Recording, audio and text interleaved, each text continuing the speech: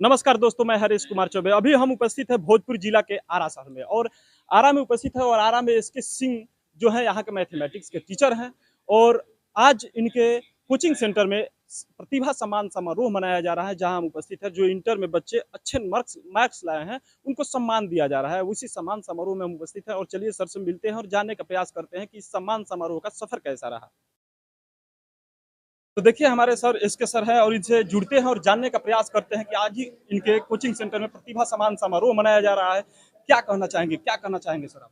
सबसे पहले तो मैं आपको बधाई देना चाहता हूं जी। कि आप हमारे यहाँ आकर के इस प्रतिभा सम्मान समारोह 2025 ट्वेल्थ के विद्यार्थियों को जो सम्मानित किया जा रहा है, जिन्होंने अपने कठिन परिश्रम और लगन से हम लोगों के कोचिंग संस्थान का नाम रोशन किया है।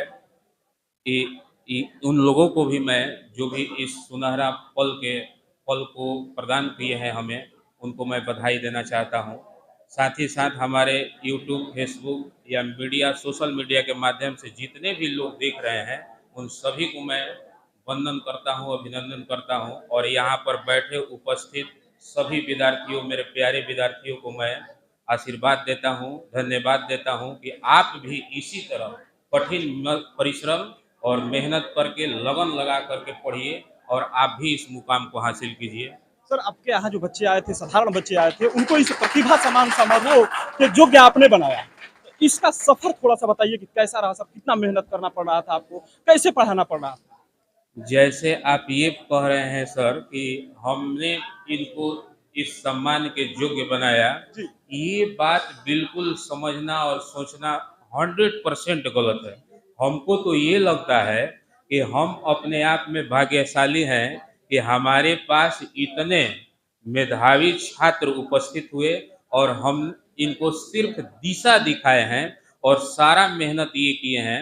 हम जितना मेहनत किए, जिन जिन बातों को बताएं, सब बातों को इन्होंने फॉलो किया और तब आ जा करके आज ये हम लोग कहीं ना कहीं आपके बातों को फॉलो करने के बाद ही लोग तो प्रतिभा के योग्य बने हैं। कहीं ना कहीं आपके बात सुने हैं, आपके कहने अनुसार कड़ा मेहनत किए हैं। इन लोगों के बीच जोश और जुनून के साथ आत्मविश्वास है कि हम अगर सर के मार्गदर्शन में काम करेंगे तो कहीं ना कहीं सफलता हमको मिलेगी। सर लोगों को क्या संदेश देना चाहेंगे, जो भी बच्चे इसके बाद वाले जो बच्चे हैं उनको क्या संदेश देना चाहेंगे, कैसे पढ़ाई करें? उनको संदेश मैं देना चाहूँगा कि आप एक चीज़, क्वालिटी ऑफ एजुकेशन क्या है, इसको थोड़ा समझिए। क्वालिटी ऑफ एजुकेशन पर ध्यान दीजिए।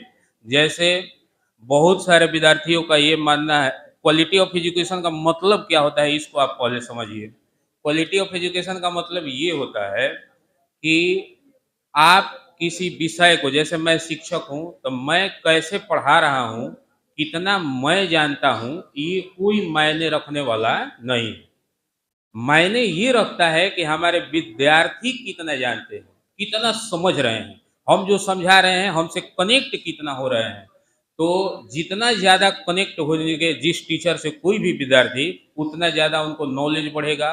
और यहाँ इस संस्थान का बात ये है, अब सवाल उत्पन्न ये होता है कि आपके साथ, जैसे हम शिक्षक हैं जी। तो हमारे साथ बताइए कनेक्ट कैसे होंगे, ये सवाल उत्पन्न होता है कि नहीं? जी। तो ये सवाल उत्पन्न होता है, तो ये कनेक्ट होने का तरीका क्या है? तो सबसे पहले विद्यार्थियों को आप कैसे समझाते हैं, कैसे बताते हैं, आप उनके साथ कैसा व्यवहार करते हैं।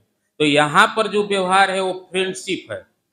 बात समझ रहे हैं ना? जी। जी। तो जो भी है वो विद्यार्थी अपना खुल करके समस्या को रखते हैं और हम उनको बड़ी आसानी से, बड़ी आराम से, एकदम मित्रवत व्यवहार करते हुए समझा देते हैं, तो वो बड़ी आसानी से समझ जाते हैं। और उसी का परिणाम है कि आज आप ये सम्मान समारोह में उपस्थित हुए हैं। ठीक है सर, एक और सवाल सवाल होगा लेकिन थोड़ा सा बच्चों से मिल लेते हैं। प्रतिभा सम्मान समारोह में उपस्थित जो बच्चे हैं इन लोगों से मिलते हैं और जानने का प्रयास करते हैं। कितना नंबर आया आपका?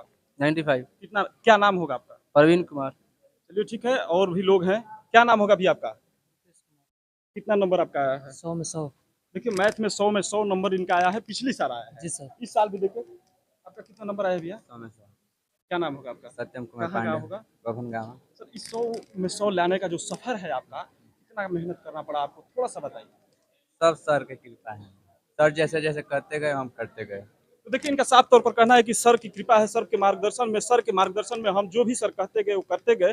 सर एक अंतिम सवाल होगा आपसे, कड़वा सवाल होगा कि इस इंस्टीट्यूट में आपने पहले हमारे अशोक भी आपका इंटरव्यू ले रहे थे तो जी, बताया कि सदा भेष में हम रहते हैं, सदा भेष में पढ़ाते हैं, एकदम टूटी-फूटी मड़ई में पढ़ाते हैं, रहते जी, हैं। जी, लेकिन बात असली ये है कि लोग एसी लगाते हैं, बच्चों को बहुत सुविधा देते हैं, उसके जी। बाद भी उनके बच्चे ब्रांड नहीं बन पाते हैं, उनके बच्चे टॉप नहीं बन पाते हैं और साधारण जो लोग होते हैं वहाँ इंटर और मैट्रिक में बच्चे फर्स्ट कर जाते हैं। इसका कारण क्या है सर?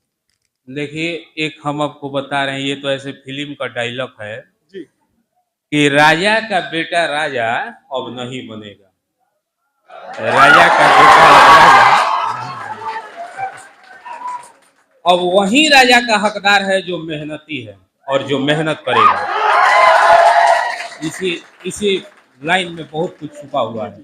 तो देखिए हमारे साथ एसके सर थे और इन्होंने साफ निष्कर्ष निकाल दिया कि अब राजा का बेटा राजा नहीं बनेगा। तो हम कहना चाहेंगे अपने चैनल के माध्यम से यहाँ के जो भी विद्यार्थी हैं उनको भी संदेश देना चाहेंगे, जो भी पढ़ने वाले लोग हैं उनको भी संदेश देना चाहेंगे कि कहीं न कहीं आप कड़ी मेहनत करके, परिश्रम करके सफलता हासिल कीजिए। आपके माता-पिता भी कहीं न कहीं आपके उम्मीद में घर इंतज़ार कर रहे होते हैं कि हमारा बेटा पढ़ेगा तो कुछ आगे करेगा और उसके बाद हमारा कुछ अच्छा होगा। धन्यवाद।